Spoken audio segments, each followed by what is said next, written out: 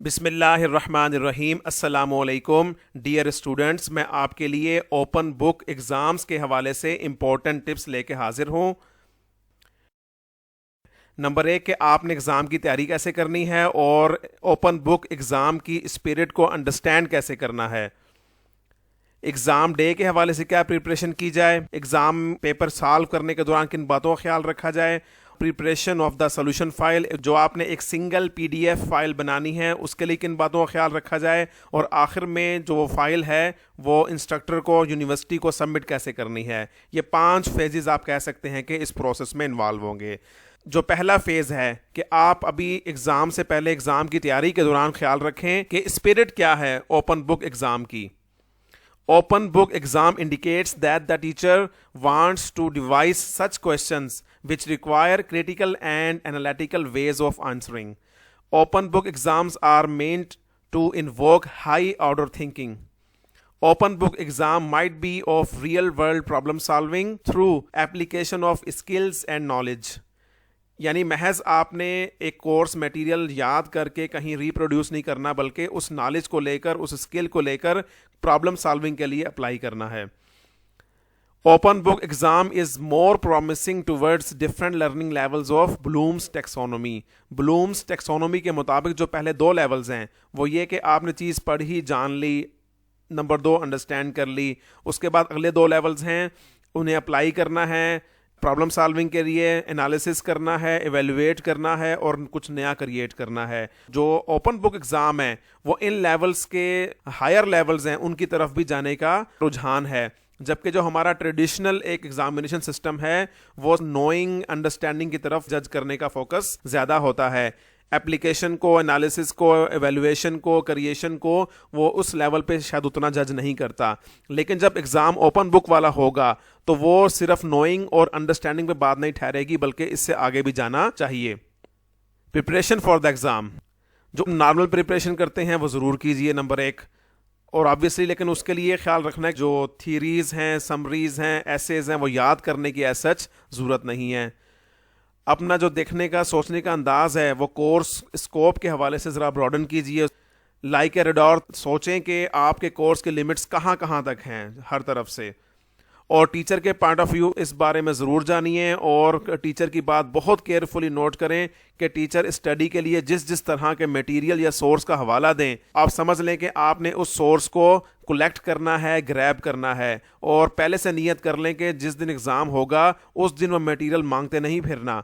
यानी जिस मटेरियल का, जिस कोर्स स्टफ़ का अंदाज़ा हो जाए कि ये कोर्स से रेलिवेंट है वो आप अपने पास ज़रूर रखें और उसका जायज़ा ज़रूर लें। अगर आप बहुत डीप ना भी पढ़ सकें तो कम अज़ कम आपके नॉलेज में हो कि ये तमाम डिफरेंट तरह के सोर्सेज और मटेरियल थे और मेरे पास ये मौजूद हैं और इनमें ये कुछ मौजूद है।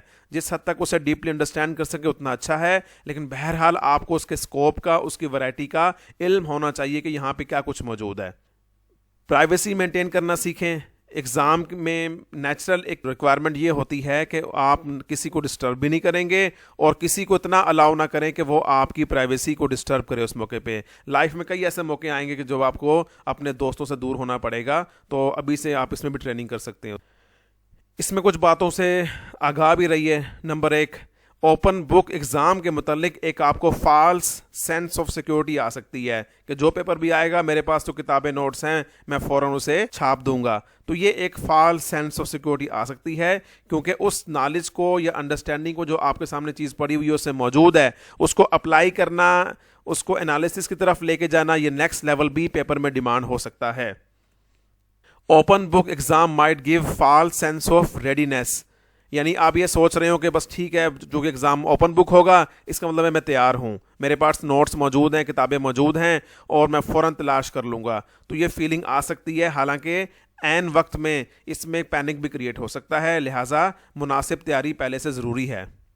I can back solutions from others, कुछ ऐसे भी होंगे, अल्लाह ताला उन्हें हिदायत दे। तो इसमें मैं उन्हें सिर्फ इकबाल का एक मैसेज कन्वे करना चाहूँगा। इकबाल ने अपनी पोइट्री में करगस का और शाहीन का फ़र्क समझाने की कोशिश की है। करगस वो है जो दूसरे का शिकार किया हुआ या मुर्दार भी खाता है, जबकि शाहीन कौन है, जो ख़ुद शिकार करता है। अगरचे वो दोनों इसी फ़िज़ा में उड़ते हैं, लेकिन बहरहाल दोनों की दुनियाएं, दोनों के जहां अलग हैं। Have faith in the help from Allah सुब्हानहू व तआला, जब इस अंगारा खाकी में होता है यकीन पैदा, तो कर लेता है ये बालों परे रूहुल अमी पैदा।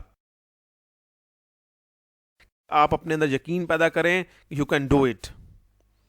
Preparation for the exam day, be ready with favourable environment eight specified exam time. पहले से एनवायरनमेंट क्रिएट करके रखें जो कि आपको फेवर देगी एग्जाम अटेम्प्ट करने में। खाना पहले से खाया हुआ आपने, 1-2 घंटे का वक्फा हो, बेस्ट ये है। बहुत हैवी डाइट ना हो क्वांटिटी के अतबार से, लेकिन बहरा न्यूट्रिशल हो तो अच्छी बात है। अपने पास पानी या जूस का बंदोबस्त रखें, शिकंजबीन ही रख लें, क्योंकि बाज़ औक़ात घबराहट में अगर आपका बीपी लो हो रहा है या तबीयत डाउन हो रही है तो इस तरह के जूसेस से तबीयत में बहरहाल एक बूस्ट मिलता है। तो आपने हर तरफ से इसको इनफैक्ट अपने लिए चीज़ों को मजबूत करना है। ये स्पिरिट है मेरे इस बात को बताने में। Be ready with all the necessities और फैसिलिटीज़। इंटरनेट है, स्टेशनरी है, pen papers, camera, charge battery, all course material. आपने लैपटॉप पास रखना है तो वो चार्जिंग होनी चाहिए। ये ना हो कि एन मौके पे आपके लैपटॉप या मोबाइल फ़ोन की चार्जिंग ख़त्म हो जाए। तो ये बहुत बेसिक बातें हैं जिनका ख्याल रखना चाहिए आपको। Be ready with necessary advanced practice of sending receiving files on relevant websites और सॉफ्टवेयर। ऑब्वियसली आपने जिन सोर्सेज से क्वेश्चन पेपर लेना है और जो सॉल्यूशन सबमिट करना है या तैयार करना है फाइल, उसकी थोड़ा सा उसके मुतालिक पहले से यूज टू हो, प्रैक्टिस करके रखें। कैसे पिक्चर्स लेनी है, किस क्वालिटी की लेनी है, किस अंदाज में लेनी है, PDF फाइल कैसे बनानी है, सेंड कैसे कैसे करनी है, थोड़ी आप इसकी रिहर्सल कर चुके हों, कुछ आपकी प्रैक्टिस हो इसमें। Preparation for the exam day, be ready with pages having page numbering and written in advance. आप अपने पेजेस अपने एग्जाम के लिए पहले से तैयार कर रखें, एग्जाम शुरू होने से बहुत पहले ही तैयार कर रखें। ऑन फर्स्ट पेज सिर्फ 2 से 4 लाइनें किस काम के लिए इस्तेमाल करें? अपना नाम, roll number, signature, date, course title, course code, ये सब उस पर 3-4 लाइनों में मैक्सिमम लिख रखें। और इसके लिए ऐसा ना करें कि आप आधा सफ़ा या पूरा एक सफ़ा इस काम में लगा दें कि आप अपने रोल नंबर को, सिग्नेचर को और टाइटल्स को ही भर दें, क्योंकि आपने चंद पेजेस पे क्वेश्चन पेपर सॉल्व करना है, लिहाजा अपनी जगह को सेव कीजिए। और जो बाकी पेजेस हैं फर्स्ट पेज के बाद वाले, उनमें टॉप के ऊपर एक ही लाइन में टाइटल वाले पोर्शन में नाम, roll number, signature, course code, page number, ये वहाँ पे मेंशन आप कर सकते हैं और पहले से कर रखिए। आप एग्ज़ाम के दौरान आपको अपने टाइम का 1 मिनट भी इस काम के लिए खर्च ना करना पड़े। आपके पेज नंबर लिखने का फॉर्मेट कुछ इस तरह का होना चाहिए तो बहुत अच्छा है। पेज 1 ऑफ, आगे खाली जगह छोड़ दें। जब एग्ज़ाम मुकम्मल हो जाए, लेट्स सपोज 5 सफ़े लगे हैं, तो page 1 of 5 next, page 2 of 5 होगा नेक्स्ट, पेज 3 ऑफ 5 होगा। इस तरह से ये फॉर्मेट आप इख्तियार करें। ये पेज नंबर बदलता रहेगा लेकिन 5 फिक्स रहेगा। मकसद क्या है इसका कि देखने वाले को फौरी मालूम हो जाएगा कि इसमें 5 पेजेस थे, ये दूसरा है, ये तीसरा है, ये 4 ऑफ 5 है और ये 5 ऑफ 5 है, यानी आखिरी आ गया। तो ये पेजेस इस तरह से पहले से तैयार कर रखें। अब ये देखें, स्टूडेंट ने असाइनमेंट सबमिट कराई है, बहुत अच्छी बात। पूरा पेज किस काम के लिए इस्तेमाल किया गया है? BZU बताने के लिए लोगो है, टाइटल्स हैं, टॉपिक हैं, डिटेल्स हैं, पिक्चर भी आ गई है, डिपार्टमेंट नेम भी। ये असाइनमेंट में किसी हद तक चल सकता है, वो भी स्पेशली जब आपने हार्ड कॉपी सबमिट करनी हो। लेकिन जब आपने सॉफ्ट कॉपी सबमिट करनी है, वो भी एग्जाम के दिन, तो ये इस तरह से आपने स्पेस बिल्कुल खर्च नहीं करनी, बल्कि फ्रंट पेज के ऊपर भी 3 से 4 लाइनों के अंदर अपनी डिटेल्स जो मैंने यहाँ आपको एक्सप्लेन की हैं, ये आप लिख चुके हों। जो क्वेश्चन पेपर रिसीव करेंगे वो आपको टीचर बताएंगे कि आप कैसे सेंड करेंगे। व्हाट्सएप ग्रुप में सेंड करेंगे, LMS BZU पे या LMS गूगल क्लासरूम पे, ईमेल के थ्रू। टीचर का कोई भी सोर्स हो सकता है, इनमें से एक से ज़ायद सोर्स भी हो सकते हैं। वो रेलिवेंट टीचर से आप इसकी हिदायत लेंगे। अगर एक से ज़ायद आपके पास सोर्सेज चैनल्स एक्टिव हों, जहाँ से भी आए या उन सब जगहों पर भी अगर आ रहा है, तो आप सब जगह से रिसीव करने के काबिल हों। आपकी रेडीनेस इस लेवल पे होनी चाहिए।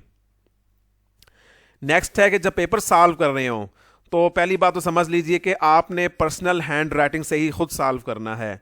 आपको 4-5 पेजेस पे अमूमन पेपर सॉल्व करने कहा जाएगा, जिसके लिए 2 से 3 घंटे का टाइम होगा। 2 घंटे गालबन होंगे आपके पास मिड टर्म एग्जाम में और फाइनल एग्जाम में 3 आवर्स होंगे। अब सोचने की बात यह है कि जहां आपने सिर्फ 4-5 पेजेस लिखने हैं तो इतना ज़्यादा टाइम किस लिए? नेचुरल मतलब यही है कि आपको सोल्यूशन तलाश करने में, डेवलप करने में, क्रिएट करने में टाइम लग सकता है। इस चीज़ से पैनिक नहीं होना। अब से पहले चूंकि आपका एग्ज़ाम सिर्फ अंडरस्टैंडिंग या नोइंग के मुतालिक मटेरियल कलेक्ट करने का होता है कि आपने जो चीज़ याद की हुई है, समझी हुई है, बस जाके लिखाएं। लेकिन अब चूंकि यहाँ पे आपसे सोल्यूशन भी क्रिएट करवाना है, एक लिहाज से तलाश भी करवाना है, तो लिहाजा वो सोल्यूशन उस तरह का स्ट्रेट फॉरवर्ड नहीं होगा।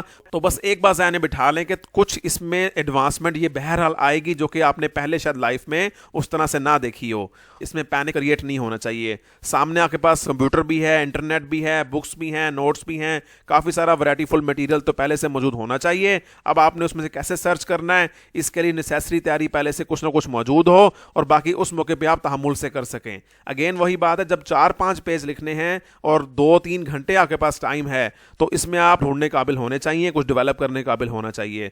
बेसिकली एक लाइफ टाइम टिप नोट कर लें कि बहुत सी बातें आपके टेम्परामेंट का टेस्ट रहेंगी लाइफ में। इवन बहुत सी डीलिंग, खरीदो फरोख्त और जो कारोबारी मामला, जॉब के मामला, ये बहुत सारे सिर्फ आपका टेम्परामेंट टेस्ट कर रहे होंगे। You have sufficient time to look into course material and think use radar for search in course stuff. एक खास पैटर्न पे अपनी नज़र दौड़ाएं, सोच दौड़ाएं, मटेरियल के अंदर और चीज़ निकाल के लाएं। जो आपका टाइम है वो आप पर आपकी ज़ात की इमानत है।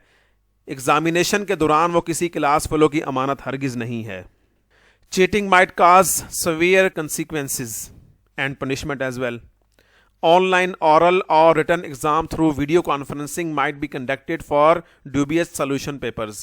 यानी पॉसिबल है जिस तरह एग्जाम सॉल्व किया है तो टीचर को किसी हवाले से डाउट हो कि ये स्टूडेंट ने किसी दूसरे का कॉपी किया है, किसी और सोर्स से लिया है, यानी किसी किताब या मटेरियल से नहीं बल्कि किसी और स्टूडेंट का कॉपी किया हुआ है। तो उस सूरत में टीचर चाहें तो आपसे ओरल एग्ज़ाम ले सकते हैं, रिटर्न भी वीडियो कॉन्फ्रेंसिंग पे। तो इसलिए आपको वहाँ पे जस्टिफाई करना अगर आपने नहीं किया तो मुश्किल हो जाएगा। अपने टीचर्स के स्किल को अंडर एस्टिमेट ना करें। जो चीटिंग है, प्लेजरिज्म है, वो डिटेक्ट हो सकती है। टीचर के स्किल को अंडर एस्टिमेट नहीं करेंगे कि मैंने जो किया है वो अगर गलत किया है तो इम्पॉसिबल है कि टीचर डिटेक्ट कर लें, ऐसी उम्मीद ना रखिए। ब्लैक कलर से पेपर सॉल्व कीजिए। अब यहाँ पे मैंने आपके सामने एक पिक्चर शो की है स्टूडेंट की जानिब से मिलने वाली असाइनमेंट पेपर की कि उन्होंने इसको नीले से सॉल्व किया हुआ, नीले कलर से। अब अगर बाद में इसको जाकर थोड़ा सा करेक्ट भी करना हो इसकी लाइटिंग को पीडीएफ बनाते वक्त, तो उस केस में क्वालिटी इंप्रूव करने का मार्जिन आपके पास बहुत कम होगा। तो लिहाजा ब्लैक कलर से लिखिए। ये वो तरीका है कि आप MS वर्ड यहाँ करेक्शंस पे क्लिक करते हैं, ये डिफरेंट तरह के आपके पास ऑप्शंस हैं, डिफरेंट ऑप्शंस ट्राई करके जज कर सकते हैं कि कौन सूट कर रहा है। और अगर पहले से ब्लू लिख रखा है या किसी लाइट कलर में है तो आपके पास ये करेक्शन का मार्जिन बहुत कम रहेगा।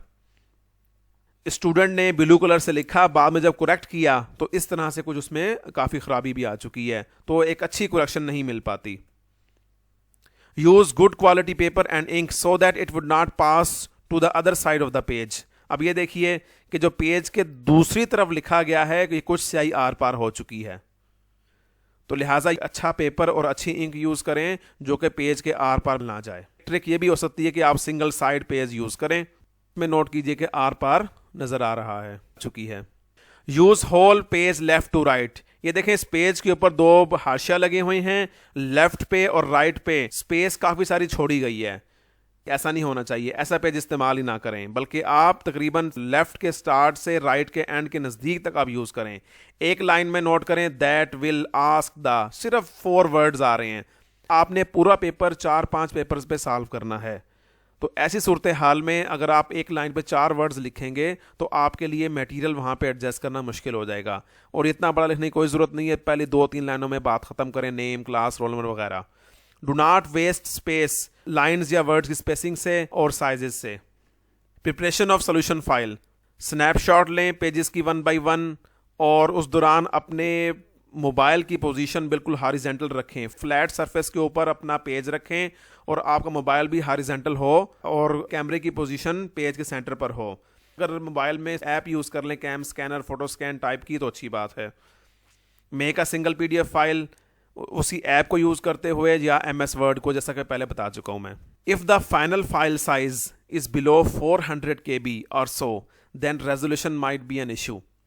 आपकी फाइल का साइज 1-1.5-2 MB तक जाना चाहिए, लेकिन अगर वो फाइल प्रिपेयर होने के बाद 4-5 सफ़हात की अगर साइज 400 KB से कम है तो आपको क्वालिटी चेक करना चाहिए कि क्वालिटी काफ़ी ख़राब तो नहीं आ गई उसकी, क्योंकि आपकी भेजी हुई फाइल वो टीचर ने अपने पास लैपटॉप में ओपन करनी है या उसका हार्ड कॉपी प्रिंट ले लिया जाए, तो अगर क्वालिटी ख़राब है तो वो पढ़ने काबिल मुमकिन है कि ना हो।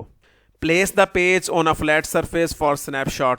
और यहाँ इंक भी आर पार आ रही है। ये बल्कि चूंकि पेन से लिखा गया है तो इसकी इंक रिमूवेबल है। ऐसे पॉइंटर बॉल पॉइंट वगैरह यूज करें जो कि रिमूवेबल ना हो। ये वैसे भी यूनिवर्सिटी का इन जनरल भी रूल है कि आंसर शीट के ऊपर नॉन रिमूवेबल इंक से लिखेंगे। क्लासरूम में मुझे कुछ इस तरह से डिफरेंट असाइनमेंट नजर आ रही हैं। आप देख सकते हैं कुछ स्टूडेंट्स की असाइनमेंट लाइटिंग के एतबार से बहुत अच्छी हैं और कुछ की डार्क हैं, कुछ की सरफेस जो है ये टेढ़ी नजर आ रही है, कुछ की एक्यूरेट और सीधी नजर आ रही है। आपको अच्छी तस्वीर लेने की थोड़ी प्रैक्टिस कर लेनी चाहिए। जो फाइल नेम है वो इस तरह से रख सकते हैं, mid term, course code complete और उसके बाद roll number complete .pdf। Keep hand written pages, hard copy and PDF file of your paper at safe place for future reference. आपसे डिमांड भी की जा सकती है टीचर की जानिब से कि वो यूनिवर्सिटी को बाय पोस्ट सेंड की जाए। Submitting solution PDF file email के थ्रू सेंड करेंगे टीचर को, और ये ईमेल एड्रेस इस नेचर का होना चाहिए कि यूनिवर्सिटी या आपका टीचर पहले से आगाह हैं कि ये आप ही का ईमेल एड्रेस है।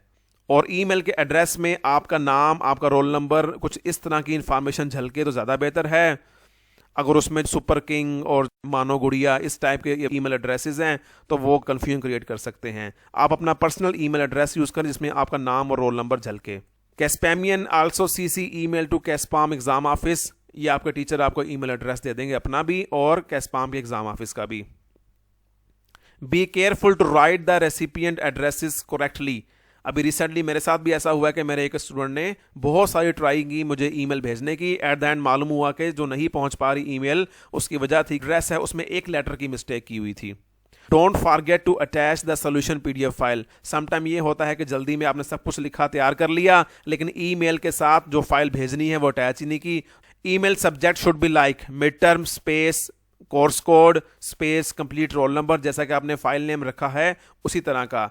ऐसा नाम लिखने का फायदा यह है आपकी ईमेल हजारों ईमेल्स में से भी पढ़ी हुई देख लेना या उससे सर्च टूल के जरिए से सर्च करवा लेना बहुत आसान है। जब सारे स्टूडेंट इस पैटर्न को फॉलो करेंगे जो रेलिवेंट ईमेल्स हैं उनको अलग कर लेना बहुत आसान है। Also submit through LMS BZU और गूगल क्लासरूम, जैसा कोई टीचर कहें। और बेहतर यह है कि व्हाट्सएप ग्रुप या इवन व्हाट्सएप पे शेयर ही ना कीजिए। समझता है तो राज है जिंदगी, फकत ज़ोक़े परवाज है जिंदगी। ये बात याद रखिए, आपने एज ए स्टूडेंट अगर ये चीज़ें पहले फेस नहीं की तो हमने भी एज ए टीचर या इवन इन जनरल बात करते हैं कि हमारे कंट्री के अक्सर स्टूडेंट्स ने और अक्सर टीचर्स ने ये सूरत हाल फेस ही नहीं की। लेकिन अभी जो सूरत हाल है COVID-19 की वजह से तो हमें बिल्कुल एक नए अंदाज पे जाना है ताकि हमारा वक्त ज़ाया ना हो और ज़िंदगी चलती रहे।